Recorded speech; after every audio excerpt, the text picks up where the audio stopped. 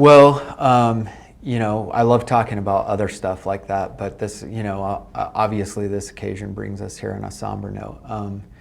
You're 1 year out from the shooting, and what an event that you all had to live through and go through. How are you as we're sitting here a year later? I'm better than I was on March 22nd, obviously, but we still have our challenges. I think that we're making a lot of progress. I think the important issue to me is I think we're making progress with the community. It's been a healing process all the way around.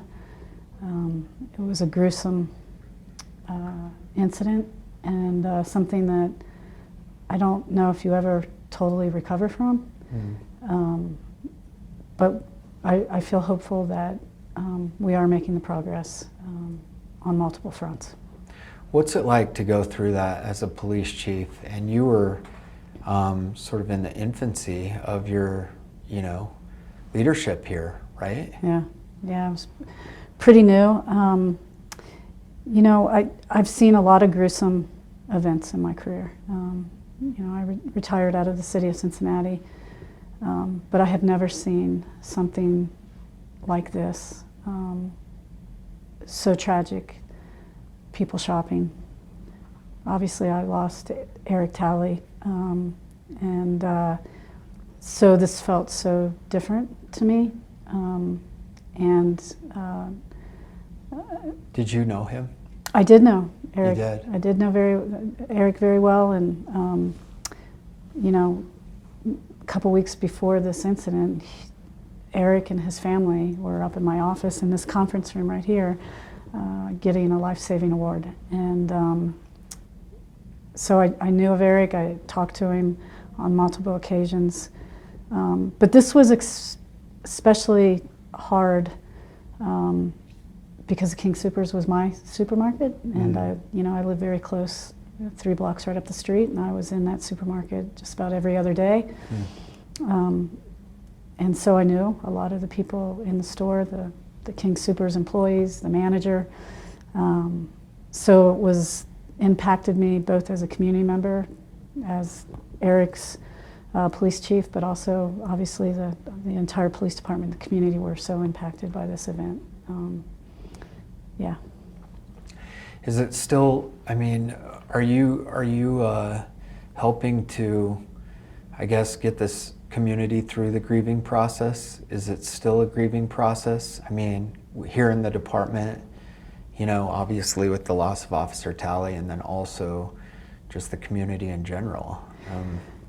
Yeah, I don't know if you ever fully recover from an incident like this. There's been horrible critical incidents in Colorado, and I talked to other chiefs that have been through similar situations. I don't know if you ever fully recover. I can tell you the pain is going away, and I think the community feels the same way.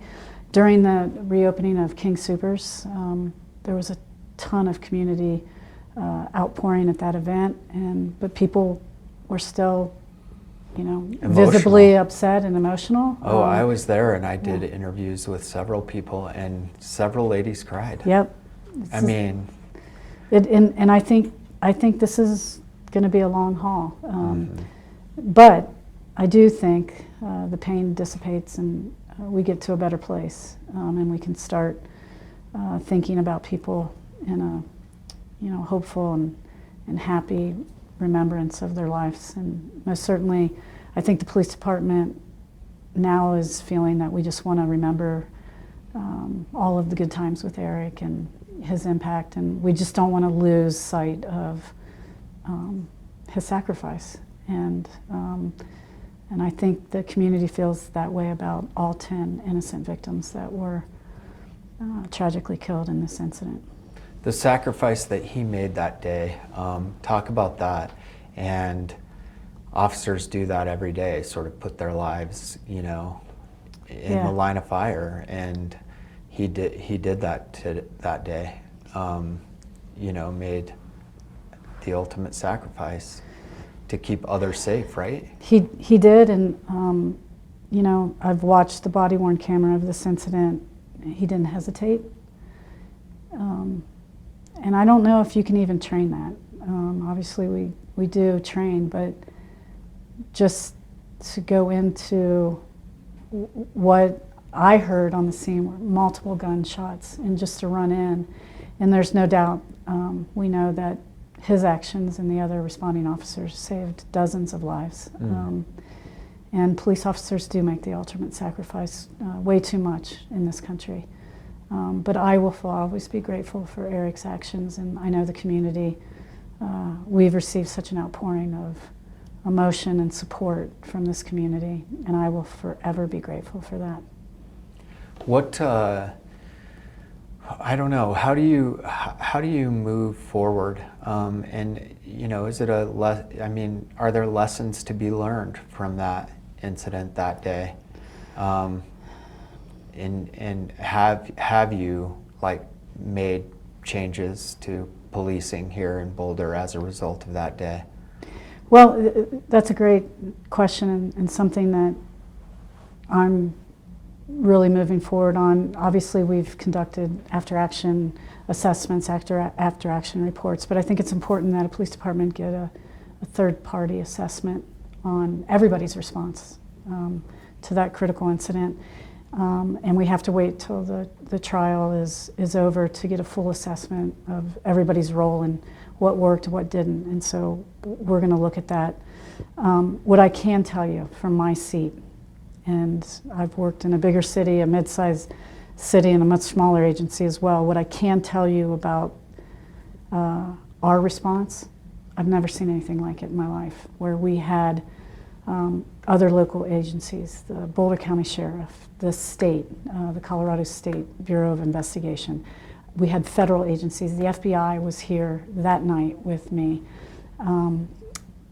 Other federal partners. I had phone calls from all over the country, including the President of the United States. I had such an outpouring of support.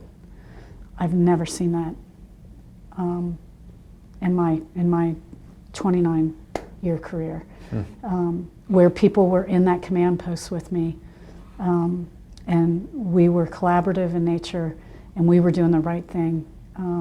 Which was what? To make sure that we did that investigation correctly, and that there was no gaps and there was no missteps. And the coordination between us and state and federal agencies and other local jurisdictions was, in my world where I sit, nothing short of a miracle. And I mean that, and it's important for the healing of the entire community. You know, the prosecution still needs to move forward, but I feel that because of the collaboration and the work that day and the response, the quick response, we will get justice in this case, and that's important. That is important for the community. Yeah. What about these shootings? I mean, are they all too prevalent in the U.S., and is there, I don't know, what can be done? Yeah, well, in terms of preventative.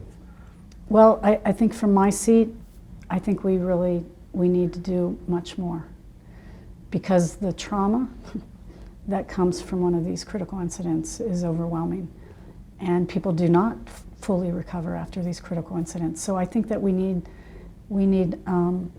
many more preventative solutions. And I think that we need to work together as a country to problem solve this. There is no reason a country like ours should have these critical incidents. And the state of Colorado has had their fair share of these horrible incidents. Yeah. And we have to come together as a country to figure this out. And I don't have all the answers, but I can tell you that I'd never want to see one of these again. It has been way too traumatizing to so many people. And the innocent lives that were lost. You know, we just got to do better in this country with this issue. Are there moments where, you know, you just said a moment ago that you don't want to see another one of these? What is it like to go through this as a chief? Where were you that day? And are there moments where you've stepped back and said, I can't believe we lived through that? Well, the irony for me is that, you know, in Cincinnati, we have a gun violence problem. There's a lot of violence, gang activity, and you know, I chose Boulder because they did not have a gun violence problem. And so when I think, the irony was that, you know, I witnessed this tragedy with gun violence. It's just, I couldn't believe it. I'll just be honest with you. I just couldn't believe it. It was the last thing I expected. But the response was overwhelming. And yeah, so it was unbelievable. It really was. I was outside, you know, a day or two after, and I was live and in front of Officer Talley's vehicle, and that was just amazing. I mean, just, you know, flooded with flowers and cards and, you know, messages. And I mean, do you feel like afterwards, like the community just wrapped its arms around you and this department? Yeah, you know, I received over 1,000, way over 1,000 cards directed just to the office of the police chief. And they were personal, and they were from all over the world. I will never forget that. And it took me a couple weeks before I could even start reading them. But I read all of them. And, you know, I think grief is universal, and I think that people... What are the most memorable? I think, you know, I received a lot from different countries. Those were memorable. People from, you know, Ireland and Scotland and England and parts of Eastern Europe. And that's crazy that people would sit down and write a handwritten note. And then the police chiefs across the country. And I mean, you know, some very well-known names in policing sat down and wrote me a letter, a card. And then I heard from political leaders, from, you know, Congress, the president's office. It was just an outpouring of support, and that helps. That helps too. And you know, I think the last piece of this puzzle in my mind will be the end of the criminal trial. Whenever that is, I think that will be another huge step forward in the healing process for everybody. And I know the DA's office is working tirelessly on that issue as well. What's your position on that? I mean, what should happen to this individual? You know what?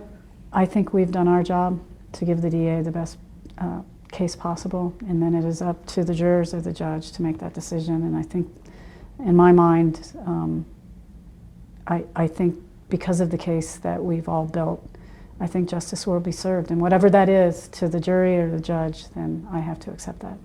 Did you ever in a million years think you'd move to this community and experience what you have the past year? I mean, first you have this, well, I don't know what was first, but you had this, and then you have the Marshall Fire, which you know, wasn't your jurisdiction, so to speak, but it's certainly close to home, right? Yeah.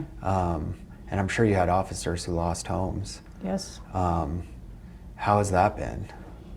Well, that was another huge critical incident that I am glad this police department was here and responded. We had our entire SWAT teams out. We were doing evacuations in Louisville and Superior, and I'm just glad we were here to help. But yeah, that fire was tragic, and we did have officers lose their homes. And obviously people close to me lost their home. So another monumental tragedy. So we have been through some severe, significant, critical incidents since I've been here. No kidding. Yeah. So. Are you okay? Yeah, I am. In large part, and I'm gonna be honest with you, in large part because this community has overwhelmingly supported me in this police department. Because I'm new here. I didn't know anybody when I moved here. And the neighbors, people from all walks of life showed up on my doorstep with food and flowers, and the police department, we've all walked this journey together. But I be honest with you, and I've told this to numerous people, this is a unique community, and they have supported me since I've been here, and I will forever be grateful for that, because I don't think I would have made it without them. You You planning on staying for a while? Yes. Yes, I do. Yeah. Yeah. What about that day? And I asked you this before, but where were you? Yeah.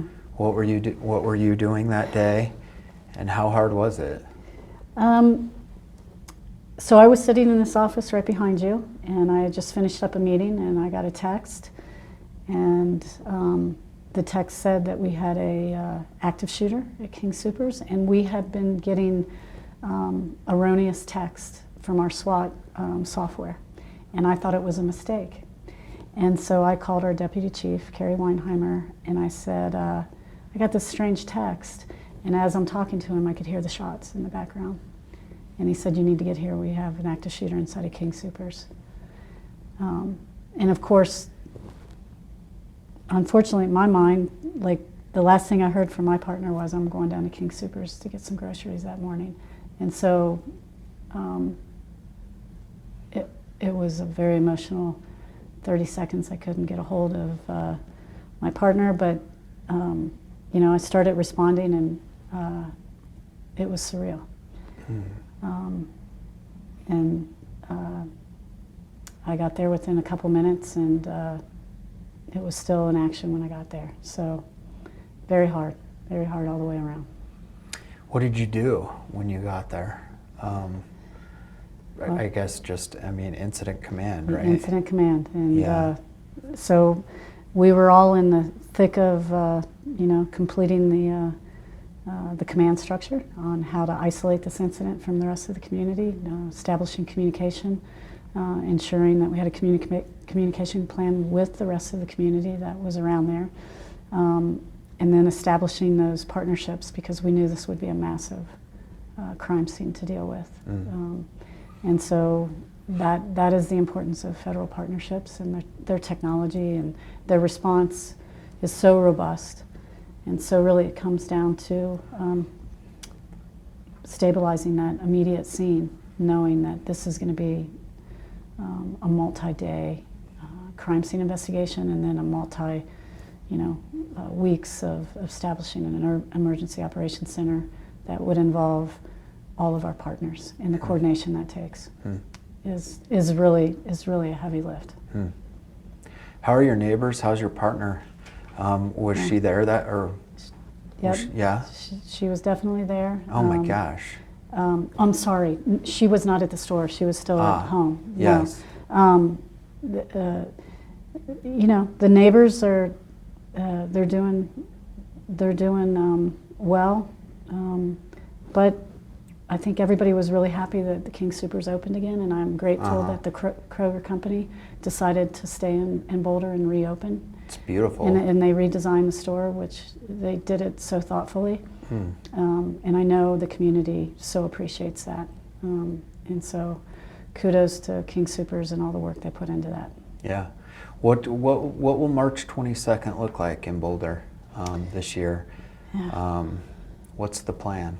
So the police department is having a remembrance ceremony for Eric's sacrifice that day, and I'm really happy about the way that we've set this up. I think it's going to be a really positive, really good event for everybody. It's open to the public, but the city manager will be there, the district attorney will be there, I will be there, Eric's family will be there, and I know that a lot of community will be there. And so that will be another healing step for us, and then the city is obviously going to have a remembrance ceremony for the entire city at the band shell in downtown. So that'll be another really good, positive step forward too. So that's what it's going to look like on March 22nd, and again, another step in the healing process. Did Officer Talley, I mean, this is a silly question, but Officer Talley, did he save lives that day? I'm guessing. Oh, without a doubt. Obviously. Without a doubt. Without a doubt. And as soon as he ran in, the gunman's attention was drawn to the police officers, and all of the other innocent people that were still in that store hiding were saved. And there's no doubt about that. And his actions, along with the other officers that went in right behind him, are heroic. No doubt about that. And the department's actions, for that matter. Oh, without a doubt. Yeah. Without a doubt. And there was other community members that did heroic things in that store too. True. And yeah, I just pray we don't see anything like that ever again. No.